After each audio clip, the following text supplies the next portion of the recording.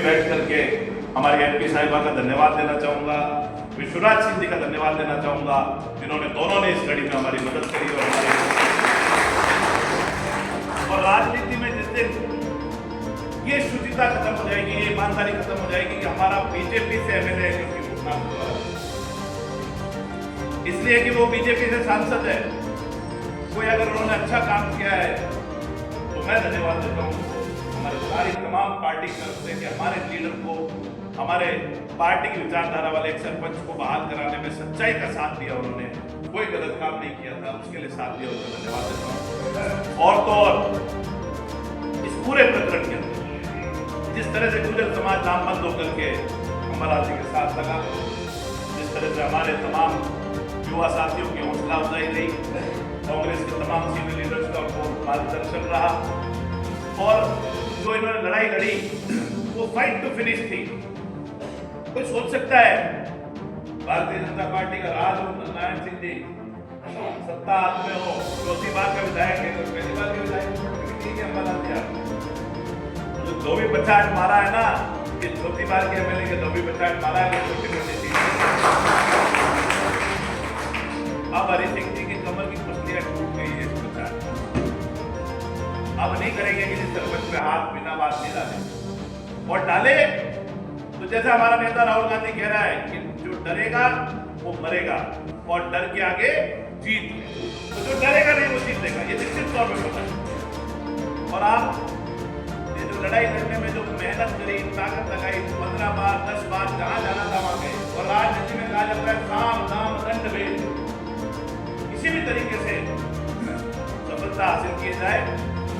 और किसी गलत चीज को नहीं करे बगैर अपनी बात को सही तरह से रखा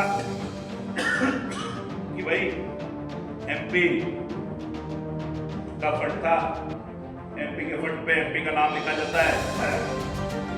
अगर हरि सिंह जी आपके अगर महिमा जी से अच्छे संबंधी है तो उसका ये अम्बालाल कैसे, वो संबंधी के अम्बालाल जी की जिम्मेदारी अच्छा बनाने का, तो इसीलिए मौजूदा विधायक महोदय को सोचना चाहिए कि एक सरपंच, उसके लिए आप लिख रहे हो, इससे मुझे तकलीफ हो रही है, चिट्ठी में लिख के दे रहे हो, वो चिट्ठी सार्वजनिक हो जाए तो मुझे जरूर देना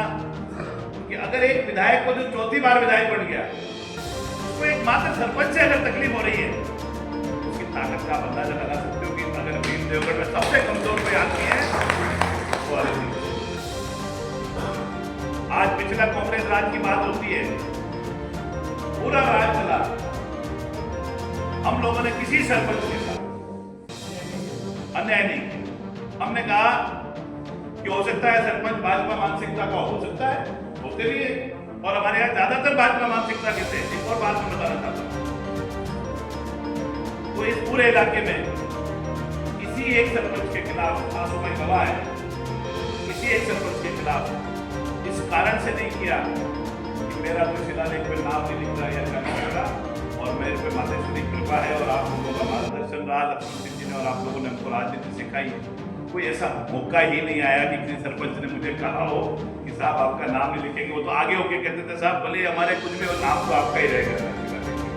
ये हालात रही थी पूरे पॉइंट, हमको कहीं संघर्ष नहीं करना पड़ा।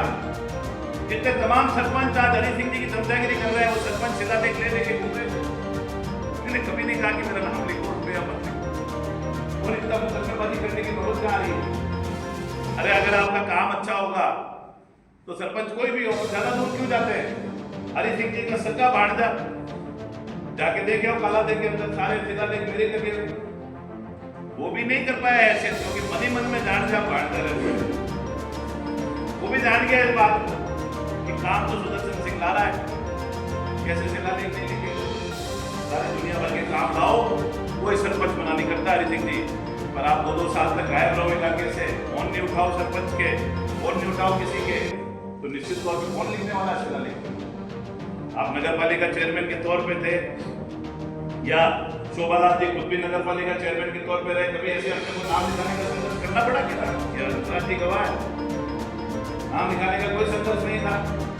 हमने हमारे तरीके से उदयलाल जी के राज में जो भी हमने शिलान्यास कराया, आप लोग सब गवाह थे। ये संघर्ष क्यों होता है? क्योंकि जब आप इलाके में काम नहीं और फिर सरपंच से उधर, तो इसीलिए जो लड़ाई अम्बालाल जी ने लड़ी उस तरह की लड़ाई हम सबको लड़नी चाहिए। इसीलिए आज विशेष तौर पे हमने इनका स्वागत सम्मान किया। इत्तेफाक की बात है कि कल इन्होंने पदभार भी वापस ग्रहण कर लिया, पूरे लोगों के साथ पदभार ग्रहण किया। मैंने जो वीडियोस देखे हैं सोशल मीडिया पे, भारतीय जनता पार्टी के कार्यकर्ता नेता तक शर्मिंदा हो रहे हैं अपने विधायक के ऊपर कि हमारे विधायक ने ऐसी बेवकूफी क्यों। और मैं उन लोगों का धन्यवाद दूंगा कि उन्होंने कम से कम 2 साल बाद ही पर समझ में तो आया कि ये चक्कर क्या चल रहा है। इसीलिए कांग्रेस के कार्यकर्ताओं को और इस हॉल में बैठे हुए तमाम लोगों की जिम्मेदारी बनती है कि हम लोग अपने अपने इलाके में विधायक हैं। जैसे भी मैं कह रहा था कि हमारे 25 वार्ड है, अब 25 वार्डों में नारायण सिंह और सरकार जी अकेले घूमे तो 25 वार्डों की चीज हासिल हो जाएगी? सबको घूमना पड़ेगा। आपको 25 वार्डों में कम से कम 75 प्रभारी लगाने पड़ेंगे, कम से कम। जो वहां का महत्वपूर्ण आदमी है, चुनाव कोई भी लड़ ले, 25 वार्डों में 75, 80, 100 प्रभारी लगाया जाए, एक वार्ड में 4-4, 5-5 जनों का इंचार्ज बना के और अभी से भेजा जाए। और जितने भी मुकेश जी के अनुभव हैं, इस शोभालाल जी के लिए तो पैम्पलेट लाना पड़ेगा A4 साइज का, छोटे पैम्पलेट से काम नहीं चलेगा। A4 साइज का पैम्पलेट है भ्रष्टाचार के लिए, और वो पैम्पलेट छपाओ और अपने 5 जनों की कमेटी को बोलो घर घर जाए, घर घर जाके इसकी जागृति करके आए। निश्चित तौर पे आपकी नगर पालिका जीती हुई है, कोई आए नहीं आए आपकी नगर पालिका निश्चित तौर पर आप जीते। चुनाव रणनीति से लड़ना, चुनाव एक अकेला आदमी ना तो सुदर्शन सिंह कर सकता है, नारायण सिंह कर सकता है।